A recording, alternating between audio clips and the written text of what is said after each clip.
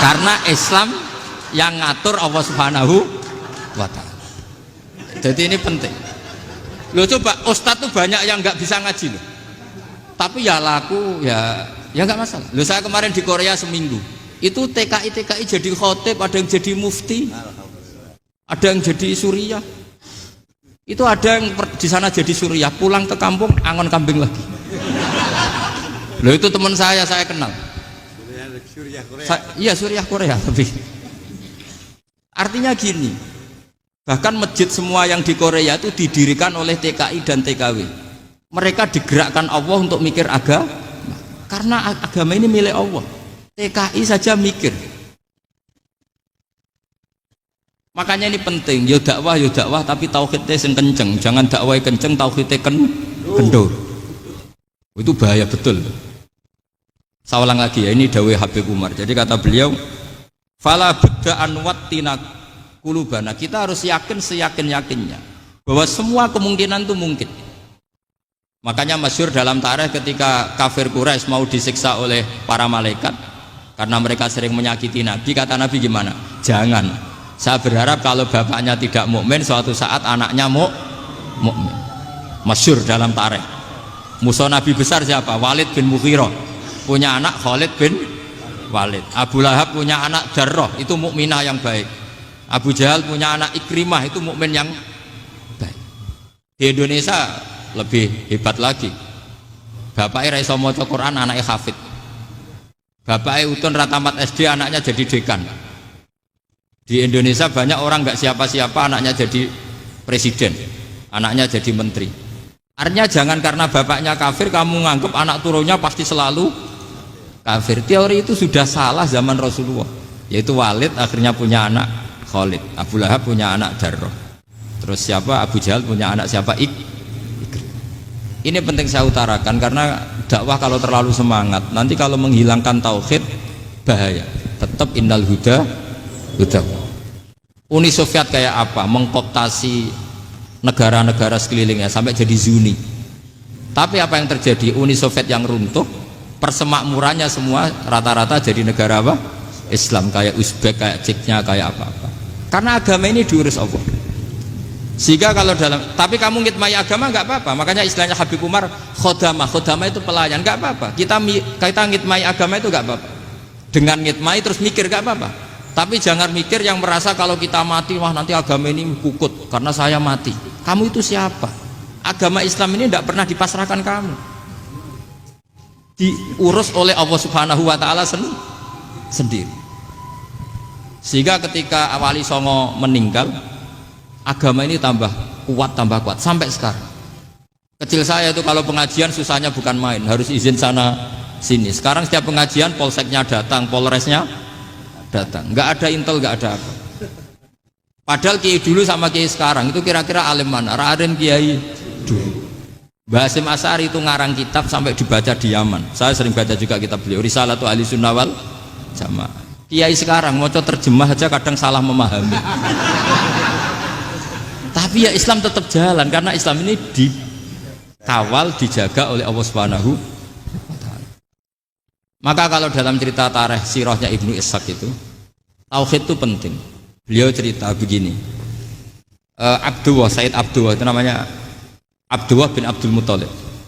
Kita tahu kenangannya Rasulullah terbanyak itu bukan dengan Sayyid Abdullah tapi dengan Sayyid Abdul Muthalib, dengan mbahnya. Karena Nabi itu mulai kecil dirawat oleh siapa? Mbahnya. Yaitu yang disebut Nabi ketika 2 bulan kan abahnya sudah meninggal. Ya saya baca ya, pakai bahasa Arab biar jadi bid'ah. Nanti kalau bahasa Indonesia ada bid'ah. Tidak betul ya? Diba atau berjanji sebenarnya itu kitab sejarah, berhubung dibaca bahasa Arab terus kayak mantra. Terus yang belakang mau nyenggai soleh aleh, sehingga kubu sebelah bilang tuh khurafat dan bid'ah. Coba diterjemah ini, coba nanti saya baca bahasa Arab. Walamma tamma min hamli syahroni ala masyuril aqwalil marwiyatu fiya bil madinati abuhu abdullah wa kana qad istaza bi akhwalihi bani adi minat taifatin najariyah wa makatha syahron saqiman yu'anu nasukmahu wasyakwa. Terus di pojok sana bilang soleh aleh, pasti kubu sebelah yang liwat, wah itu khurafat bid'ah karena dianggap mantra. Padahal artinya coba sampean baca bahasa Indonesia. Ketika hamil Rasulullah umur 2 bulan, abahnya meninggal di kota Abwa. Kota Abwa adalah kota keluarga besar ibunya Sayyid Abdullah. Kebetulan pas ke sana beliau sakit sampai 1 bulan dirawat. Bid'ahnya di mana kalau diterjemah? Wong itu kitab tarikh. Makanya saya nggak tahu yang membidah-bidahkan tiba itu karena tadi. Tapi sampean juga ikut salah karena nyenggai sholawatan tok itu. Jadi makanya saya bilang tadi kalau bahasa Arab bid'ah, kalau sudah terjemah bid'ah karena kelihatan kalau itu hanya kitab tar. Loh, coba bid'ahnya di mana? Wa ba'du fa'aqulu wa Muhammad bin Abdullah bin Abdul Muthalib bin Hashim. Itu kalau diterjemahkan, kamu harus tahu siapa nama Muhammad. Muhammad punya abah siapa? Rasulullah Muhammad Abdullah. Punya abah siapa? Abdul Mut. Punya abah siapa? Hashim. Coba baca gitu di kubu sebelah. Oh iya berhubung kok baca bahasa Arab. Wa ba'du fa'aqulu wa Muhammad bin Abdullah bin Abdul Muthalib bin Jadi itu hanya salah baca saja. Maksudnya salah yang hukumi, bukan salah yang baca, salah yang apa? Hukumi. Sayyid Abdullah ini orang yang tauhidnya sangat kuat. Sayyid Abdul Muthalib lebih kuat lagi. Saya cerita sedikit betapa pentingnya tauhid. Ketika pasukan Abraha bawa pasukan gajah mau menyerang apa? Ka'bah. Itu sebelum menyerang itu semua aset-aset milik orang kafir Quraisy, milik orang Quraisy lah. Itu ditawan, diambil, termasuk milik Sayyid Abdul Muthalib, milik Abdul Muthalib. Terus ketika mau masuk Ka'bah, mau masuk Mekah, kata Abraha, man sayyidu hadal wadi, siapa yang kamu tuakan, yang kamu pertuan di sini? Oh, Abdul Muthalib. Abdul Muthalib itu dipanggil, itu auranya luar biasa. Abraha yang di tempat perkemahannya itu harus duduk di atas karena dia raja, itu duduk di atas gak berani, saking wibawanya Abdul Muthalib, ini mbahnya Rasulullah. Akhirnya Abraha bilang gini, saya duduk di bawah tidak mungkin karena saya raja, kamu duduk jejer saya tidak mungkin karena nanti umat saya kecewa karena raja kok disaingin gitu. Ya sudah, sambil berdiri-diri kita ngomong. Akhirnya Sayyid Abdul Muthalib tadi diomongin gini, saya itu tidak ingin merusak orang-orang Mekah, orang-orang Quraisy. Saya hanya kecewa punya tempat ibadah dikencingi, diberakin sehingga saya mau merubuhkan Ka'bah, tapi dengan damai, nggak ada perang. Apa jawabnya Abdul Muthalib? Lucu. Nggak apa-apa, Ka'bah kamu robohkan silakan, nggak apa-apa. Yang penting unta saya yang kamu sita kembalikan. Harta saya yang 100 unta kamu sita kamu kembalikan. Itu Abraha kagetnya bukan main. Kaget karena kamu itu pemimpin apa? Tadi saya hormat kamu karena kamu tak anggap orang hebat. Hadhil Ka'bah dinu abaika, ini Ka'bah itu agama kamu. Pas saya hancurkan kok kamu tenang-tenang saja. Padahal pas mau saya hancurkan kamu tenang-tenang saja, malah tanya unta kamu itu gimana? Apa jawabnya Abdul Muthalib? Inna lihadal baiti robban hamahu, sebab Ka'bah itu ada yang punya dan pasti akan melindungi Ka'bah. Tapi kalau unta itu milik saya, ini urusan saya, ini unta. Jadi inna lihadal baiti robban hamahu itu tidak milik saya, itu ada yang punya. Ya sudah, biar yang punya aja yang jaga, itu tidak urusan saya. Akhirnya unta dikembalikan, aman deh, untung double. Terus akhirnya dia ke Ka'bah, fa'akhudha bi halaqatil bab, karena dulu apa itu halaqatil bab, karena dulu itu yang dipakai apa itu pegangan itu bentuknya apa, bulat, makanya diistilahkan halaqah apa, bulat. Kalau sekarang halaqah ilmiah itu seminar. Benar. Halaqah itu buruhi lain lagi. Ya. Pegang terus bilang gini, kata Abdul Muthalib, ya Allah, Ka'bah ini mau dihancurkan oleh Abraha, Ka'bah ini milik kamu. Saya mau ke gunung, mau melihat apa yang kau lakukan terhadap orang yang mau merusak Ka'bah.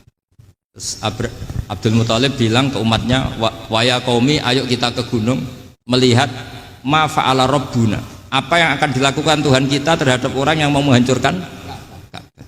Jadi santai saja, santai. Terus Abdul Muthalib naik gunung sama orang-orang Quraisy. Abraha datang mau merusak Ka'bah, terus terjadi alam taro kaifa fa'ala rabbuka bi ashabil fil. Itu melihat, dan betul Ka'bah dijaga Allah. Islam juga gitu. Ketika Islam dikooptasi Uni Soviet, semua ulama, semua wali perasaannya hanya nunggu kehancuran Uni Soviet karena pasti agama ini dijaga. Saya setiap sholat, setiap munajat ketika baca Rabbana lakal hamdu bil samawati wa mil'ul ardi. Dulu saya iskal itu janggal.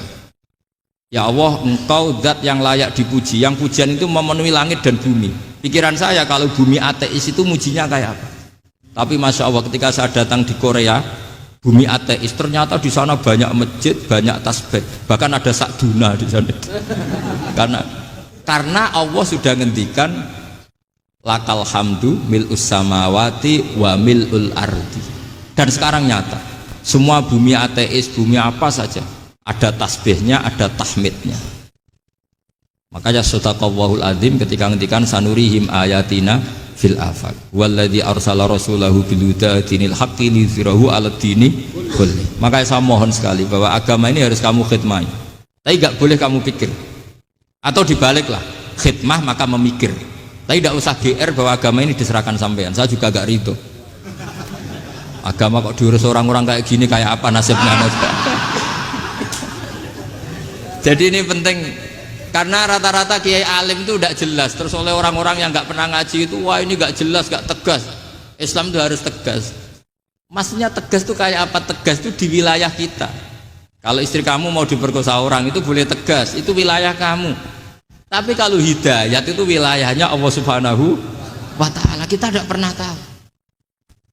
Bahkan yang sudah Islam saja, nyuwun sewu, itu nggak ada jaminan mati husnul khotimah. Kita tahu dalam sejarah Sa'labah itu dapat gelar hamamatul masjid, merpatinya masjid. Tapi kita tahu akhirnya Sa'labah itu apa? Su'ul khotimah. Sampai dalam Islam selalu diajarkan ya muqallibal qulub tsabbit qalbi ala dini.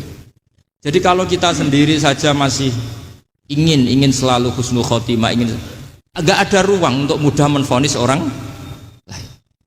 Makanya saya salut sekali ketika Habib Umar menulis kita semua ini mengkhidmati hadal kaun dan selalu berharap bisa saja suatu saat orang yang sedang kafir bisa saja suatu saat muslim. Nah soal kalau yang sama yang harbi menyerang kita ya tarung. Kalau artinya kalau yang merangi kita ya kita wajib perang, kalau enggak ya habis kita.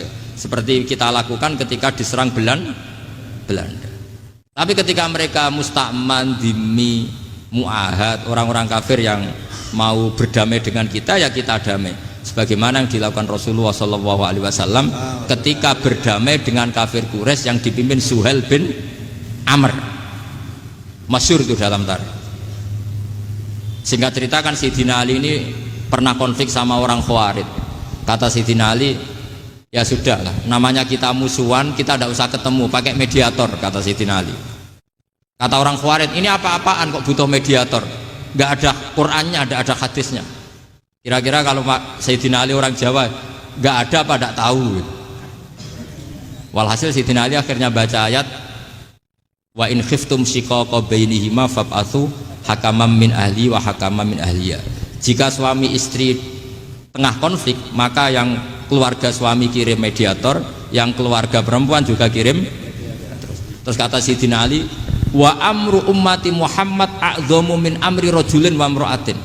Kalau suami istri saja ketika konflik butuh mediator, apalagi ini kelompok besar pasti lebih butuh mediator. Akhirnya lalu mediatornya siapa? Kata Sayyidina Ali, ya siapa saja yang penting baik. Ditunjuk seseorang, diprotes sama orang Khawarij, ini orang nggak kredibel. Oh, terus Sayyidina Ali marah-marah. Rasulullah itu pernah berdamai dengan orang, bahkan orang itu kafir, yaitu Sulhul Hudaybiyah. Nabi itu berdamai dengan orang yang bernama Suhail bin Amr, ketika itu kafir. Makanya ini menunjukkan bahwa musolahah ma'al kufar itu boleh demi kelangsungan bernegara, berbangsa. Kamu tidak usah meragukan reputasi NU. Ketika dulu kafirnya kafir harbi zaman Belanda, ya Mbah Hasim fatwa apa? Jihad. Jadi jangan kira tidak tegas. Kita tegas sekali, justru kita yang punya masa lalu tegas. Tapi kepada siapa dan dalam konteks apa? Paham ya? Terus ini penting sekali untuk dijernihkan.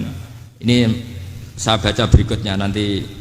Tidak supaya tahqiq, saya syukur sekali, saya tadi sekaligus minta ijazah sama Habib Umar, dan memang saya ngaji ini lama sama teman-teman alumni Yaman. Cuma belum pernah ketemu mu'alifnya. Tadi saya ketemu minta ijazah itu dan beliau senang sekali, bahkan sempat bikin tulisan di kitab saya ini. Sama tidak perlu baca, karena kalau bisa ya biasa, kalau tidak bisa malu ya sudah, tidak usah baca sudah. Terus ini kata beliau, ini masih saya teruskan. Nahnu min hadhil intilaqah naktasibu thabatana wa quwwata yaqinina wa illa fa fil ardi mu'aridun wa muntaqidun wa mukhalifun min akhyarin wa asyrarin sholihin wa fasikin muslimin wa kuffar. Kalau kamu punya satu metode ilmiah, metode dakwah, kamu harus siap, karena pasti ada yang menentang. Yang menentang itu ya mulai orang soleh, tidak soleh, orang macam-macam. Jadi kalau sudah punya manhaj, memang dari awal harus siap apa? Ditentang. Jadi misalnya PBNU punya kebijakan apa, ya sudah siap saja dibully. Itu pasti itu, karena nggak ada manusia semua suka, semua benci. Kata beliau, anta in kunta fi syakkin min hadzal maslak wal manhaj fattabi man syi'ta wasaha angka ghaniyah wa in kunta ala yaqinin annahu al huda wa mirasun nubuwah wa annahu haqiqatu tarjamatil ahdi ma'rab fala tata'atsar min kalami ahadin yakunu mangkana.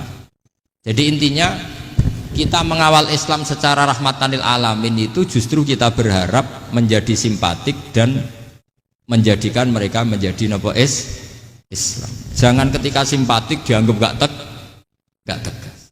Saya masih ingat betul dawuh Mbah Mun, hak sekseni, kata beliau, saya masih ingat kalimatnya, sekseni akurat tegas itu berdasar ayat laisalaka minal amri syai'un aw yatuba alaihim aw yu'adzibahum, karena potensi sosial itu bisa rubah.